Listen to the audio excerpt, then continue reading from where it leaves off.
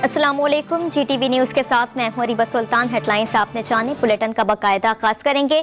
सबसे पहले आपको बताएं कि MQM पाकिस्तान हालिया सिमनी इलेक्शन में शिकस्त और अगले हफ्ते मुमकिन बल्दियाती इलेक्शन से पहले नई हिकमत अमली बनाने की तैयारियों में मसरूफ है।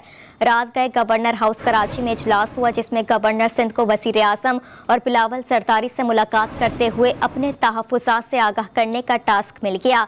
बाखबर ज़राए के मुताबिक पीर और मंगल की दरमियानी शब रात गए तक जारी रहने वाले इजलास में फैसला हुआ है कि वज़ीर आज़म शहबाज शरीफ और बिलावल सरदारी से मुलाकात में गवर्नर सिंध कामरान टेसोरी MQM के तहफ़्फ़ुज़ात से आगाह करेंगे।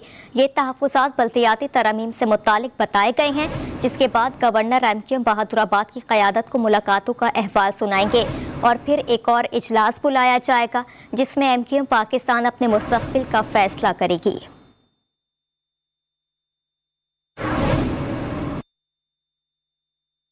और कराची में इतवार को बल्दियाती इलेक्शन होंगे या नहीं, इलेक्शन कमीशन फैसले के लिए आज फिर सर जोड़ेगा। चीफ इलेक्शन कमिश्नर की ज़ेर सदारत इजलास में सूरत हाल पर गौर किया जाएगा। सिंध हुकूमत ने मौक़िफ़ अपनाया, ये पुलिस और सिक्योरिटी इदारे सैलाब मुतासरा इलाकों में मसरूफ़ हैं। 16,000 पुलिस एहलकारों की कमी का सामना है। इजलास में वज़ारत दाखिला अपना जवाब पेश करेगी।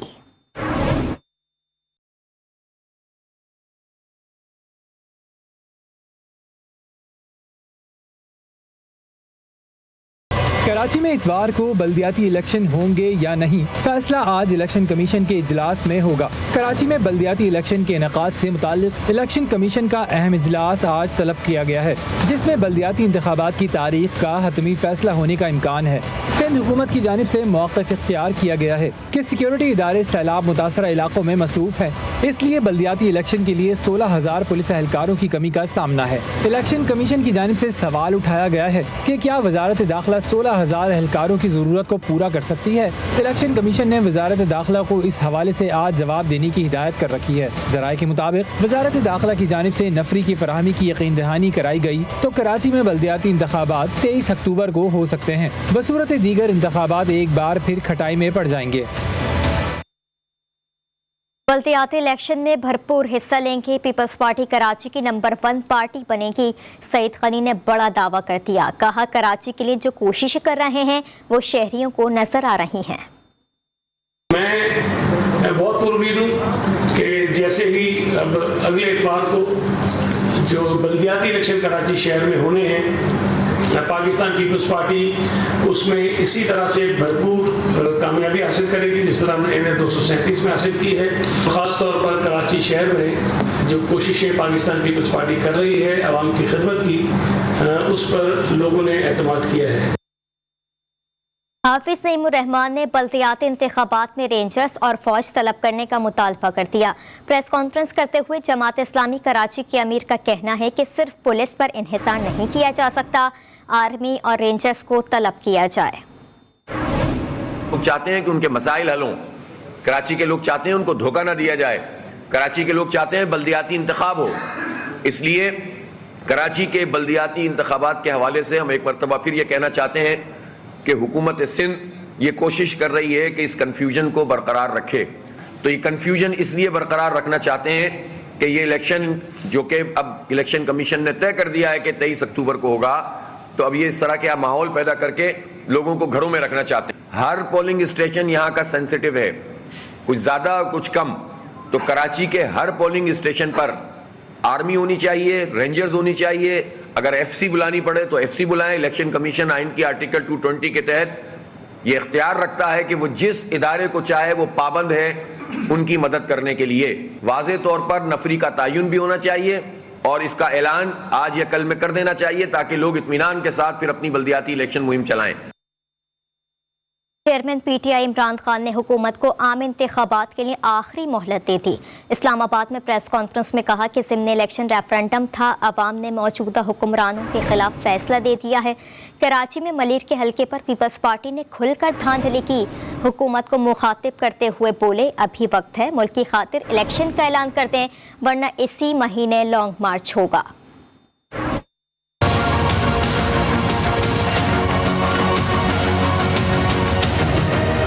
बार बार पहले भी कह रहा था कि ये इलेक्शन ये रेफरेंडम है, और जो एक इलेक्शन मेरा जो हारा है कराची का, मैं हमारे पास सारी एविडेंस है। पीपल्स पार्टी ने खुल के धांधली की, जो कराची में हुआ इसके ऊपर री इलेक्शन करवाना चाहिए। इस मुल्क की जरूरत सिर्फ एक इस वक्त साफ और शफाफ इलेक्शन। इसलिए इस वक्त मैं इनको आज फिर वक्त दे रहा हूँ, ये मेरी मार्च अक्टूबर से आगे नहीं जाने लगी, ये अब से लेके अक्टूबर में किसी टाइम अनाउंस करूंगा। और मैं अभी भी कहता हूँ कि ये है टाइम आपके लिए इलेक्शन अनाउंस करने का। हुकूमत इत्तेहादी जमातों ने साबिक वज़ीर आज़म इमरान खान का इलेक्शन जल्द कराने का मुतालबा मुस्तरद कर दिया। हुकूमत इत्तेहादी जमातों के एलामी में कहा गया कि मुल्क में इंतखाबात का फैसला हुकूमती इत्तेहादी जमातें करेंगी। कानून हाथ में लेने वालों से आइन और कानून के मुताबिक निपटेंगे। वज़ीर आज़म पाकिस्तान कानून के मुताबिक आर्मी चीफ की तकर्रुरी का फैसला करेंगे। फौरन फंडेड फितने की धौंस, धमकी और डिक्टेशन पर नहीं होगी। आर्मी चीफ हसास इदारों की क़यादत अफसरान चीफ इलेक्शन कमिश्नर को निशाना बनाने का मकसद ब्लैकमेलिंग है।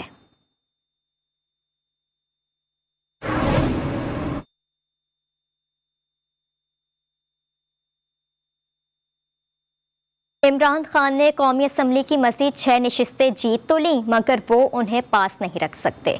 उनके पास पहले ही एक सीट मौजूद है, ऐसे में वो नशिस्तें छोड़ेंगे और फिर खाली नशिस्तों पर ज़िम्नी इलेक्शन होगा, जिससे गरीब मुल्क में अवामी टैक्स का पैसा पानी की तरह बहाया जाएगा। सोने पर सुहागा। खदशा ये भी है कि अगले ज़िम्नी इलेक्शन में इमरान खान दोबारा ये खेल खेल सकते हैं।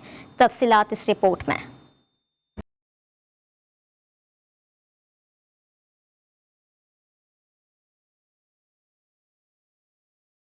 कप्तान की एक बॉल पर 6 शिकार, जारहाना हिकमत अमली से मुल्क की मईशत पर भारी बार।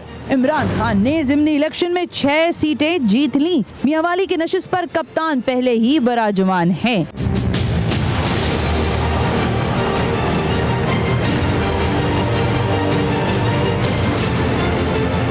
ज़िमनी इलेक्शन में कौमी असेंबली के एक हल्के में तकरीबन 10 करोड़ खर्च हो गए। 8 हल्कों का इलेक्शन कमोबेश 80 करोड़ में पड़ा।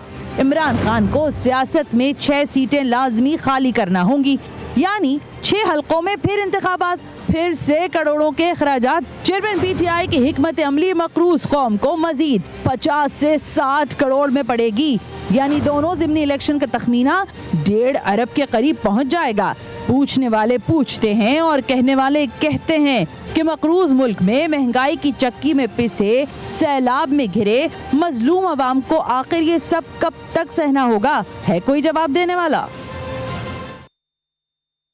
दूसरी जानिब इलेक्शन का जायजा लेने वाली गैर सरकारी तंजीम ख्वाफिन ने तंजीम इंतखाबात के हवाले से रिपोर्ट जारी कर दी।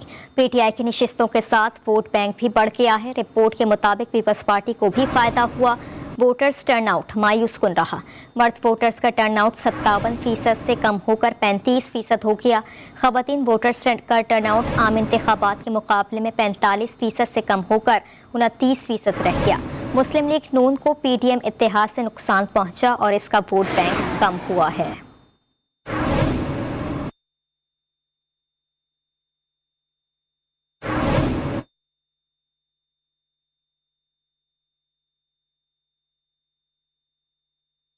रुख करेंगे कराची के इलाके लियारी का। कराची के कदीम इलाके लियारी में जिंदगी गुजारना किसी सजा से कम नहीं। आगरा ताज कॉलोनी के मकीन साफ पानी के लिए तरस गए हैं। एक तो लाइन में पानी नहीं आता और जब आता है तो इतना बदबूदार और गंदा कि इस्तेमाल नहीं किया जा सकता। देखते हैं अली रजा की रिपोर्ट। हुक्मरान अपने बच्चों को ये पानी पिलाना पसंद करेंगे? लियारी की आगरा ताज कॉलोनी या सराय थर पानी के लिए मकीन दर बदर। सुबह से लाइन लग जाती है। इलाके के मर्द बार बार पानी की लाइन को हाथ लगाकर इंतजार करते रहते हैं। पूरे लियारी में यही हाल है, टंकियाँ सप्लाई हो रही हैं, पानी यहाँ पीने के लिए है नहीं। ये आपके सामने हाल है, सरसरे ना पानी है, ना बिजली है, ना गैस है। ये लियारी वाले ये पानी पीते हैं। अगर ये आप पी के बताओ, आप पी सकते हो ये पानी?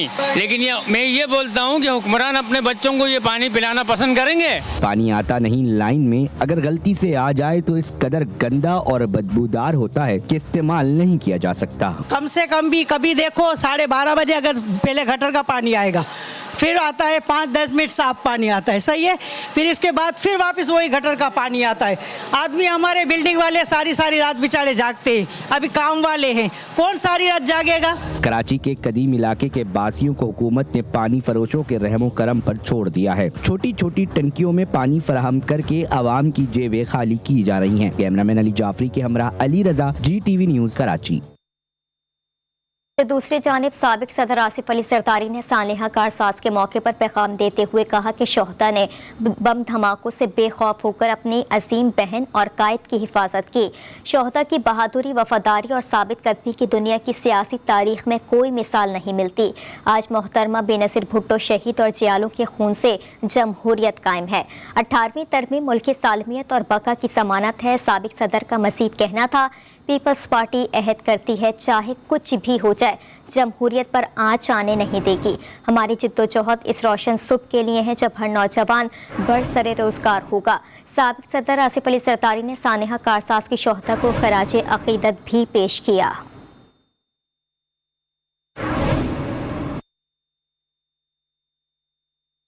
पाकिस्तान सिविल एविएशन अथॉरिटी ने मुसाफिरों को मुफ्त चाय की सहूलत फराहम करने का फैसला कर लिया।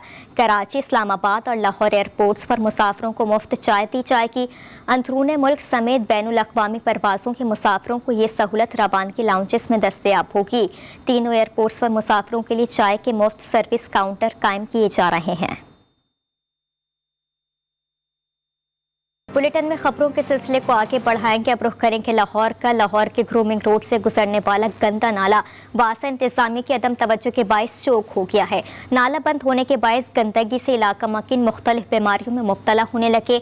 मकीन कहते हैं जब बारिश हो तो गंदा पानी बाहर रोड पर आ जाता है, मगर सफाई सुथराई के हवाले से वासा इंतजामिया कुछ नहीं कर पा रही।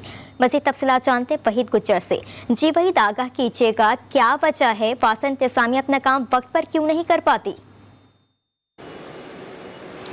जी देखें, शहर के बड़े मसलों में से एक मसला ये भी है कि सीवरेज का जो नाला यहाँ से गुजरता है शहर भर से, उसकी जो सफाई सुथराई के हवाले से वासा इंतजामिया की जानिब जो है वो उस तरह से काम नहीं कर पाती जिस तरह से काम इंतजामिया को करना चाहिए। मगर हमने देखा कि इतना पुराना वसीदा निज़ाम हो चुका है सीवरेज का कि ये जब भी बारिश होती है या जब भी कोई इस तरह का मौका होता है तो ये गंदे नाले जो हैं इनका पानी जो है बाहर रोड्स पर आ जाता है। मगर मैं बताता चलूँ कि जिस जगह मौजूद है ये गुरु मांगड़ का इलाका है, ये गुरु मांगड़ के मेन रोड को क्रॉस करता है। मेरा कैमरामैन मोहम्मद अहमद अगर आपको दिखाए, आप देख सकते हैं कि नाला जो है मुकम्मल तौर पर चौक हो चुका है और आप यहीं से अंदाज़ा लगा सकते हैं फुटेज में देखकर कि ये ऐसा लग ऐसे रहा है कि ये कई अरसे से इसको सफाई के वाले से इंतजामिया ने कुछ भी यहाँ पर काम नहीं किया। यही वजह है कि मुख्तलिफ जगहों से, मुख्तलिफ इलाकों से ये नाला जब गुजरता है तो गंदगी का ना सिर्फ बाइस बनता है बल्कि मुख्तलिफ बीमारियों का भी बाइस बनता है। तो शहरियों से हमारी कुछ देर पहले बात हो रही थी, उनका कहना था कि बाज़ का ऐसा होता है कि बारिश जब ज़्यादा हो जाती है तो यही गंदा पानी जब बाहर आ जाता है।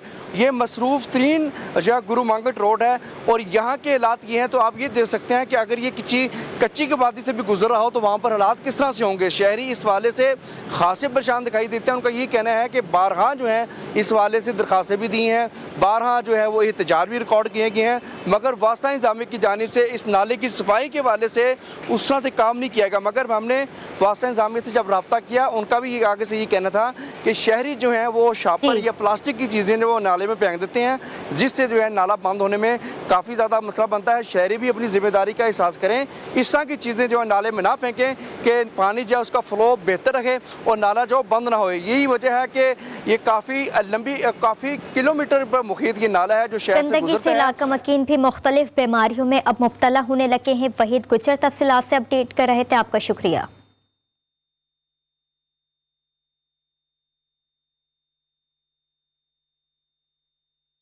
शिकारपुर के सिविल अस्पताल में समाजी तंजीम की जानिब से थैलेसीमिया के मरीज बच्चों के लिए वार्ड कायम कर दिया गया है, जहां पर उन्हें मुफ्त तिब्बी सहूलियत फराहम की जाएंगी। देखते हैं अब्दुल हकीम जतोई की ये रिपोर्ट। शिकारपुर में थैलेसीमिया के मरीजों के लिए अफजाल मेमोरियल ट्रस्ट की जानिब से शिकारपुर सिविल अस्पताल में वार्ड कायम किया गया, जिसमें थैलेसीमिया के मरीजों का मुफ्त इलाज किया जाएगा। नए कायम करदा थैलेसीमिया वार्ड का इफ्तिताह सूबाई वजीर इम्तियाज अहमद शेख ने किया। इस मौके पर सूबाई वजीर का कहना था कि थैलेसीमिया के वार्ड के कायम होने से न सिर्फ सिंध बल्कि बलूचिस्तान के मरीज भी मुस्तफीद होंगे। शिकारपुर शहर आस पास के इलाके जिले में, लेकिन कोई भी मरीज आएगा, बच्चा आएगा कोई, तो हम उसकी सेहत के हवाले से किसी को इनकार नहीं कर सकते और न करेंगे। अभी जो है बलूचिस्तान से भी लोग यहाँ रजिस्टर्ड हुए हैं। ताम थैलेसीमिया के मरीज बच्चों और पेरेंट्स ने सिंध हुकूमत के इस इक़दाम को सराहते हुए कहा कि इस सेंटर के कायम होने से इनकी काफी मुश्किलात खत्म हो गई हैं। कराची, सखर और जैफराबाद में 3-4-5 सफा हो गया था। अब ये सेंटर खुला हुआ है, यहाँ आएंगे इंशाल्लाह। शिकारपुर के शहरियों ने थैलेसीमिया का सेंटर कायम होने को खुशाइन करार देते हुए सिंध हुकूमत का शुक्रिया अदा किया। कैमरा टीम के हमरा हकीम जतोई, GTV न्यूज, शिकारपुर। कोयटा में हजारा कबीले से ताल्लुक रखने वाले इज्तिमाई शादी कमेटी ने 16 जोड़ों को शादी के बंधन में बांध दिया। जोड़े शादी में मिलने वाले तहाइफ और पाकीज़ा रिश्ते में बंधने पर बेहद खुश नजर आए। कोयटा से बुशरा कमर की रिपोर्ट देखिए। मुझे हब्से बेजा में क्यों रखा, ये फरियाद है कोयटा में किली अखबर के रिहायशी मोहम्मद फारूक की, जिन्होंने पुलिस के नारवा रवैये के खिलाफ वजीर आला बलूचिस्तान और पुलिस के आला हुक्काम से इंसाफ की अपील कर दी।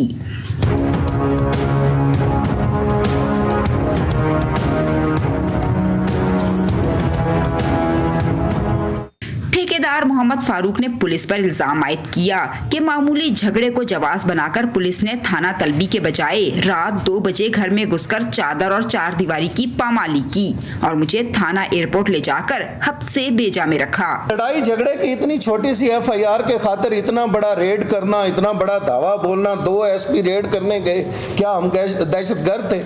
या हमें थाने ने बुलाया हो, पूछा हो कि तफ्तीशी अफसर ने बुलाया हो, SHO ने बुलाया हो, या हमें कोई इतला दी हो कि आपके खिलाफ FIR है, आपने थाना में आना है।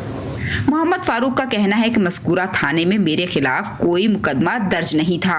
मेरे पूछने पर बताया गया कि नौसार में लड़ाई झगड़े में दर्ज एक FIR के तहत गिरफ्तार किया गया है। कैमरामैन शहबाज अली के साथ बुशरा कमर, GTV न्यूज, कोयटा। पेशावर का हल्का N31 जिसमें गैस, बिजली समेत मसाइल की भरमार है। क्या ज़िमनी इंतखाबात के बाद इन मसाइल का हल मुमकिन होगा? क्योंकि साबिक वज़ीर आज़म इमरान खान तो N31 से पहले भी जीतने के बाद इस हल्के से मुस्ताफ़ी हो गए थे। इस हवाले से हल्के की आवाम का क्या कहना है, जानते हैं अपने नुमाइंदे अब्दुल करीम से। जी अब्दुल करीम, बताइएगा आवाम का क्या कहना है? जी बिल्कुल, पेशावर का जो मेन हल्का N31 है, इस पर इंतखाबात का जो अमल है वो तो पूरा हुआ और पेशावर की आवाम ने जो है इमरान खान को बड़े मार्जिन से जो है कामयाब भी कर दिया। लेकिन क्या इससे आवाम के जो मसाइल है उसका हल मुमकिन है? N31 में बहुत सारे मसले हैं, साफ़ पानी का मसला है, बिजली का मसला है, गैस का मसला है, सफाई का मसला है, बहुत सारे जो मसले मसाइल हैं वो इस इलाके को दरपेश हैं। क्या इस इलेक्शन से आवाम को कोई उम्मीद है कि वो ये मसले जो है इस इलेक्शन से हल हो जाएंगे? तो एक शहरी हमारे साथ मौजूद है, इनसे मज़ीद बात करते हैं इस हवाले से।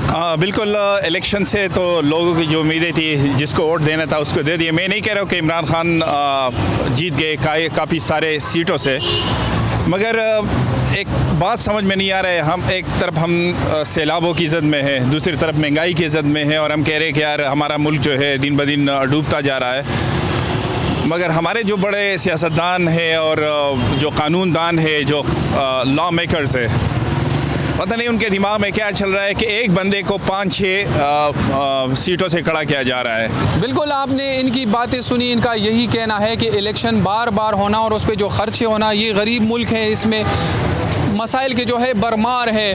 तो 8 सीटों पे जो एक बंदा इलेक्शन लड़ सकता है, इस कानून को इनके मुताबिक चेंज होना चाहिए ताकि आवाम का पैसा भी बच सके और जो मसाइल है उसके जो सही मानों में हल है वो भी हो सके।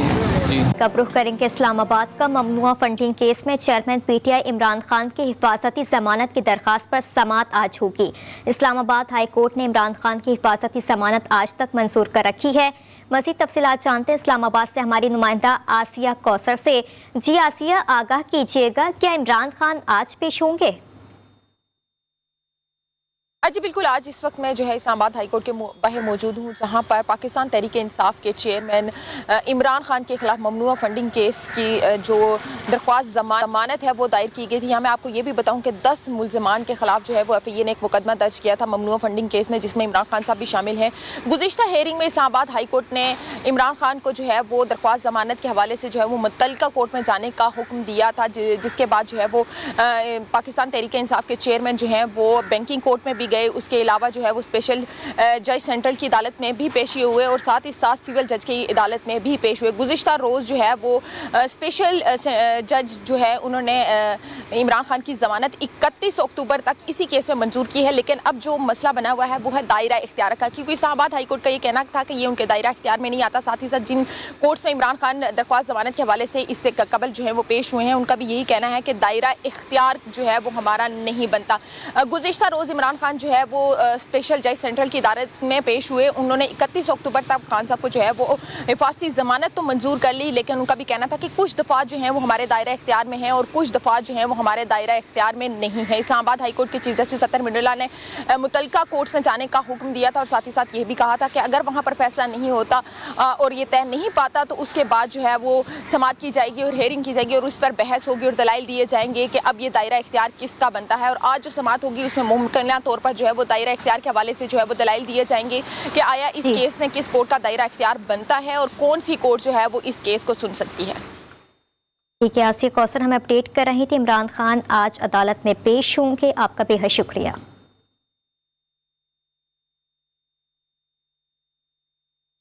अभी बताएं कि शेखुपुरा में बेदर्दी से 8 अफराद के कत्ल का केस लाहौर की इंसदाद दहशतगर्दी अदालत में मुकदमे की समाअत आज होगी।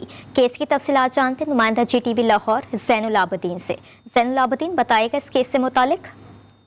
आज बिल्कुल काफी खतरनाक वाकया पेश आया था। शेखुपुरा में नारंग मंडी में कुल्हाड़ी के वार करके एक शख्स ने 8 अफराद को कत्ल कर दिया था। उस पर ड्यूटी में गफलत बरतने वाले पुलिस एहलकारों के खिलाफ केस पर समाअत आज होगी। इंसदाद दहशतगर्दी लाहौर की अदालत में साबिक SHO समेत 5 पुलिस एहलकारों को 4 रोजा जिस्मानी रिमांड के बाद अदालत में पेश किया जाएगा। मुलजमान पुलिस एहलकार अब तक 8 रोजा जिस्मानी रिमांड काट चुके हैं। इंसदाद दहशतगर्दी अदालत की एडमिटेड अबर गुल खान केस पर समाअत करेंगी। तफ्तीशी अफसर की जानिब से इसमें मौकफ अपना रखा है कि मुजरमान गफलत के मुर्तकी पुलिस एहलकार भी मुकदमे में शामिल हैं। गिरफ्तार एहलकारों में साबिक SHO थाना नारंग मंडी अब्दुल वहाब खान समेत दीगर मुलजमान शामिल हैं। मुलजमान की जानिब से फराद अली शाह एडवोकेट पेश होंगे। डिप्टी प्रोसिक्यूटर अमजद जवेद मजीद जिस्मानी रिमांड की इस्तदा करेंगे, जबकि डिप्टी प्रोसिक्यूटर ने जो है वो गुज़श्ता समाअत पर जिस्मानी रिमांड की इस्तदा करते हुए मौकफ अपनाया था कि मुलजमान पर मुजरिमाना गफलत और जुर्म में मामलत का इल्जाम है। पुलिस एहलकारों की गफलत से 8 अफराद की कत्ल का वाकया पेश आया। मुलजिम फैज रसूल ने 8 अफराद को कत्ल करने से 2 रोज कबल 3 अफराद को जख्मी किया था।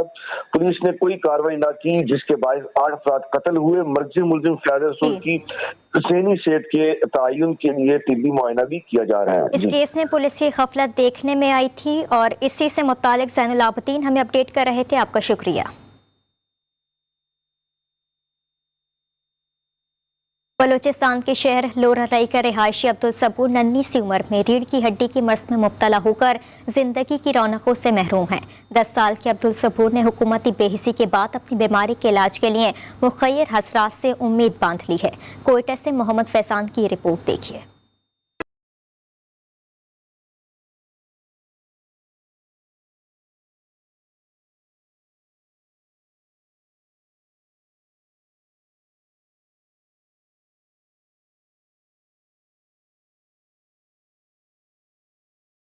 दस साल के अब्दुल सबूर की जिंदगी रीढ़ की हड्डी के मर्ज की वजह से एक जगह थम सी गई है। लोरालाई के नन्हे अब्दुल सबूर की ख्वाहिश है कि वो दीगर बच्चों की तरह एक सेहतमंद जिंदगी गुजारे और माशरे में बोझ बनने के बजाय तालीम हासिल करके अपना नाम रोशन करे। मैं तालीम हासिल करता खाना चाहता हूँ, बाकी बच्चों की जैसे खेलना चाहता हूँ और पढ़ाई चाहता हूँ। अब्दुल सबूर के वालिद मजदूर हैं। कहते हैं जिंदगी की जमा पूंजी बेटे के इलाज पे खर्च कर दी। बेटे का इलाज सिर्फ बैरूने मुल्क में मुमकिन है। इसका इलाज यहाँ पे नहीं हो रहा है, बैरून में होता है, क्योंकि आगा खान वालों ने मुझे साफ क्लियर कट बताया था कि भाई आपके बच्चे का इलाज अमेरिका में भी हो सकते हैं, जर्मनी में भी हो सकते हैं, इंग्लैंड में भी हो सकते हैं। 1.5 साल की उम्र में बुखार के बाद रीढ़ की हड्डी की तकलीफ में मुब्तला अब्दुल सबूर अपनी मदद के लिए कोयटा प्रेस क्लब के बाहर मुखिया रज़ाक से उम्मीद लगाए बैठा है।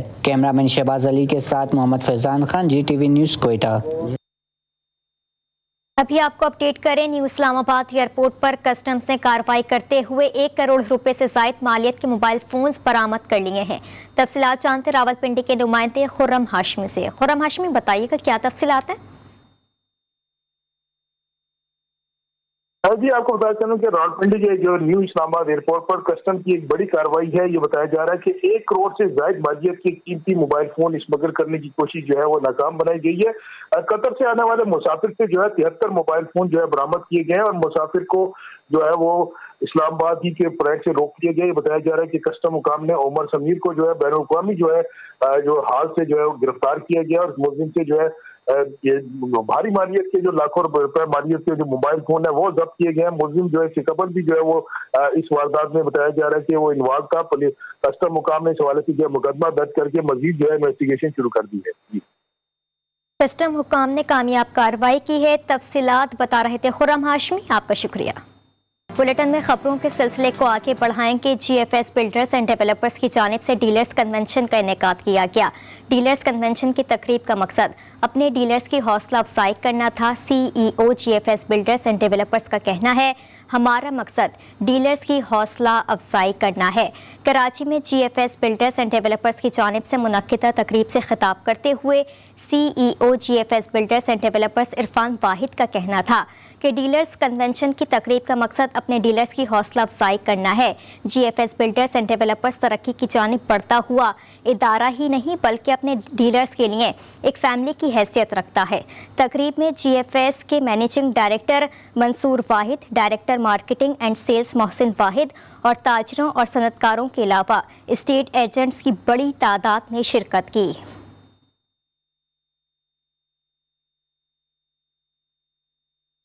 लाहौर के मकामी होटल में लाहौर मोटरवे सिटी की जानिब से आर्क प्रीमियम ब्लॉक के प्लाटिनम सेल्स पार्टनर्स के लिए शानदार तकरीब का इनेकाद किया गया। तकरीब में आर्क प्रीमियम रिहायशी ब्लॉक के लिए प्लाटिनम सेल्स पार्टनर्स के नामों का ऐलान किया गया और कोर कमेटी के मेंबर सैखम अब्बास ने तमाम प्लाटिनम सेल्स पार्टनर को मुबारकबाद दी। तकरीब में शरीक लाहौर कलंदर के मालिक मोहतरम आतिफ राना ने लाहौर मोटरवे सिटी की इंतज़ामिया के विजन और सोसाइटी के मयार को बेहद सराहा। दीगर डीलर्स का कहना था, Lahore motorway city housing society में ज़िंदगी की तमाम तरह सहूलियात फराहम की जाएंगी, जिसमें पार्क, स्कूल, अस्पताल, मस्जिद, खेलों के लिए ग्राउंड्स और दीगर सहूलियात मौजूद होंगी।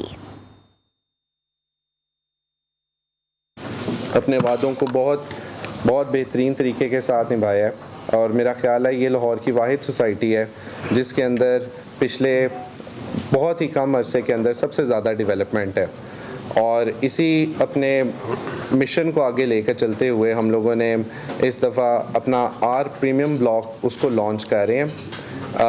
The best thing about this block and about this deal is that we have on ground plots. हमारे पास ऑन ग्राउंड प्लॉट्स हैं और हम फाइल्स की सूरत में उनको देने जा रहे हैं। अब खबर शामिल करेंगे खेलों के मैदान से। ऑस्ट्रेलियाई क्रिकेट टीम के कप्तान पैट कमिंस को ऑस्ट्रेलिया की वनडे टीम की क़यादत भी सौंप दी गई है। पैट कमिंस को एरन फिंच के वनडे क्रिकेट से रिटायर होने के बाद उनकी जगह वनडे टीम का नया कप्तान मुकर्रर किया गया है। फास्ट बॉलर कमिंस ऑस्ट्रेलिया के 27वें वनडे कप्तान होंगे। वो अगले साल भारत में होने वाले ICC men's cricket world cup में भी ऑस्ट्रेलियाई टीम की क़यादत करेंगे। अपने एक बयान में पैट कमिंस ने कहा कि फिंच की क़यादत में खेलकर बहुत कुछ सीखा, उनकी कमी पूरी करना बहुत मुश्किल है।